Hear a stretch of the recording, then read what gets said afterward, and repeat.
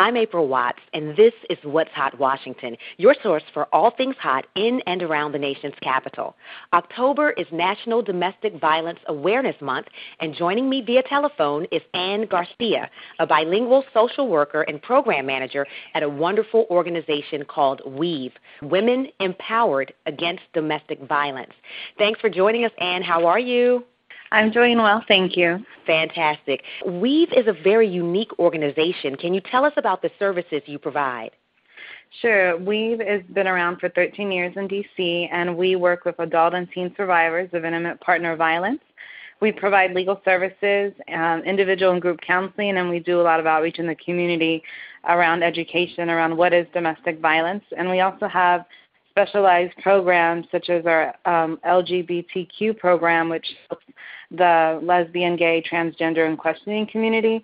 We also have a program for teens and a Corazon program, which is our services in Spanish for the Latino community. And we have lawyers that specialize in helping sexual assault survivors. And all of our services are free and confidential. That is amazing. Can you tell us what Corazon means? Corazon in Spanish means heart, and doing outreach when I started at WEAVE, I realized that a lot of the Spanish-speaking clients had trouble pronouncing WEAVE in Spanish. So since WEAVE has the heart as the logo, I decided to say that Corazon was our bilingual program that has bilingual staff, and that, you know, when they came to WEAVE, they could say they wanted to speak to somebody from the Corazon program. Beautiful. Now, there are a lot of stigmas about different races and different cultures. Is domestic abuse more common in the Latino and African American communities, or is it just less exposed in other communities?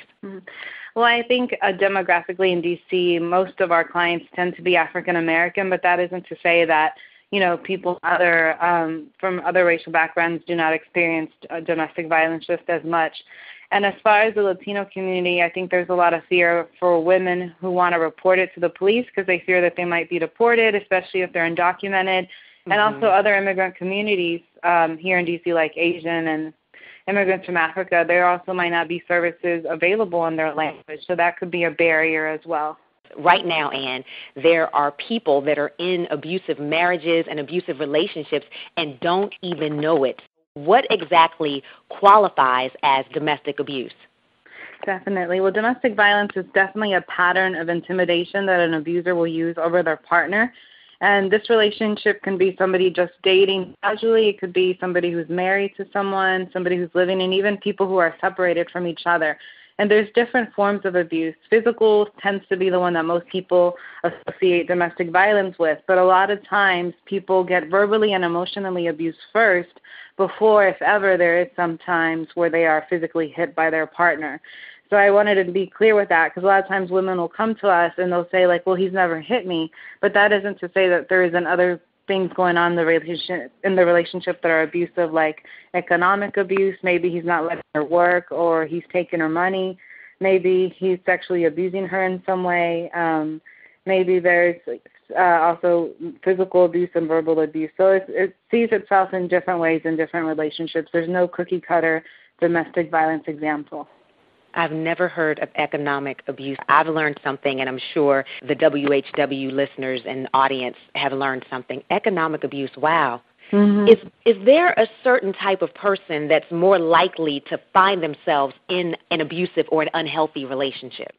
You know, studies say that if you grew up in an abusive home, you might be more inclined to be an abuser or a victim, but I don't think that that necessarily is true because domestic violence can affect anybody, meaning like people from different racial backgrounds, from socioeconomic backgrounds, from educational levels. We've seen people who are lawyers come to WEAVE to receive services to people who don't know how to read and write. So it's a vast rainbow of people that domestic violence can affect.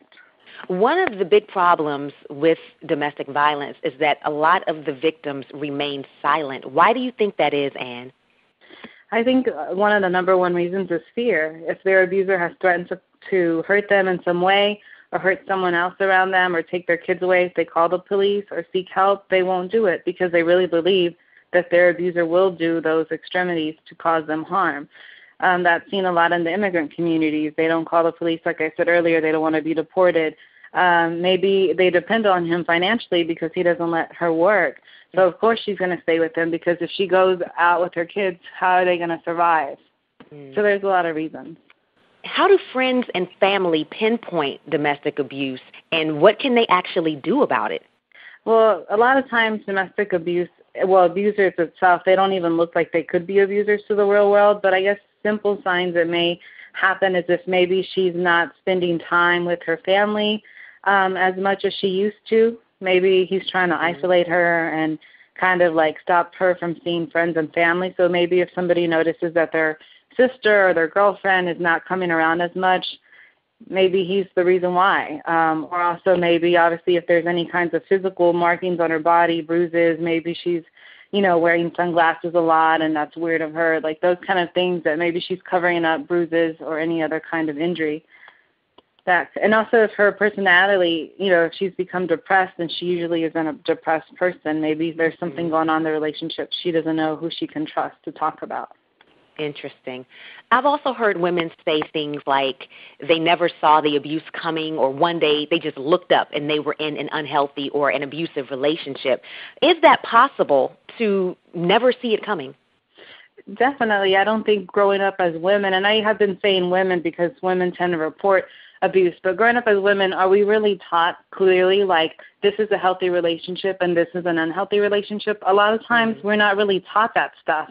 So when you just kind of assume that this is going to be a healthy relationship, and then all of a sudden he's getting mood swings and acting like he's going to hit you or calling you really vulgar names, you're going to be like, whoa, what's going on? And I think a lot of that comes from our lack of education around what is an abusive relationship. And some of the red flags to look for is maybe, like I said earlier, maybe he's trying to say like, oh, I don't like your friends, or, maybe you shouldn't go to church so much. And those kind of like, he tries to make you feel like confused about maybe some of your life behaviors or your relationships. And maybe that's the way you're kind of like, well, yeah, maybe she does have an attitude. Maybe I shouldn't associate myself with them. Maybe, I don't spend enough time with them. Also, like if he's giving you a lot of gifts, but then he's expecting you to have sex with him or expecting other things, like there's gifts, and then you feel like he said, well, I did take you out to a nice dinner. Aren't you going to have sex with me? Those kind of things could be, again, the manipulation of him justifying his behavior and making it seem like you have a problem, not him. Interesting. I know Weave's focus is primarily on women, but it is important for us to recognize that men can also be victims of domestic violence. Does Weave service any men at all?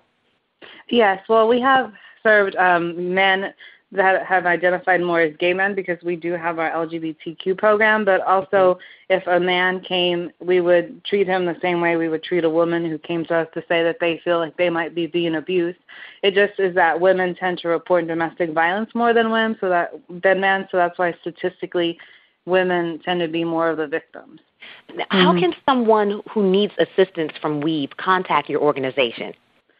Sure. Well, there's a lot of ways. They can email us at info@weave.org just for general, if somebody wants to help us with fundraising or development needs. But if somebody needs help, they can call our intake counselor at 202-280-6003. Her name's Melanie, and that's like the person that if somebody wants help with a legal case or if they want to be referred to the Counseling and Education Services Department, she would be the person to just kind of ask them generally, like, what is it they're looking for and what's going on in their situation.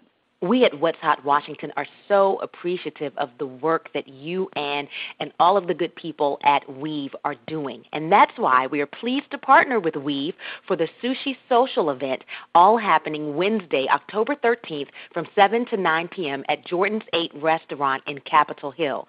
It's going to be a fabulous time, and please tell me that you're going to be coming. Oh, definitely. I will be there. Great. And we want you to come, too. Join us in honoring Jordan's 8 for being D.C.'s top spot for sushi. The night is going to be characterized with complimentary sushi. There's going to be a makeup bar because part of women feeling good on the inside is also taking care of the outside. So for all of the ladies that want to primp and look pretty, there'll be a complimentary makeup bar and networking with area professionals. Tickets are just $20, and half, that means 50% of all ticket sales will be donated to Weave. You must RSVP to attend the event. So please log on to sushisocial.eventbrite.com. That's sushisocial.eventbrite.com. And again, thank you so much, and we're going to have a fabulous time. You guys are busy. You have a lot of other events going on this month, correct? Yes, definitely. We're doing a lot of community events for the police service areas, trying to get in the community at different wards to talk about domestic violence and to help people feel more confident and it being a community discussion, because it is a community problem. It affects everybody in some way. All right. Well, thank you so very much, and continue to do great work at Weave. Thank you so much. You're welcome. Take care.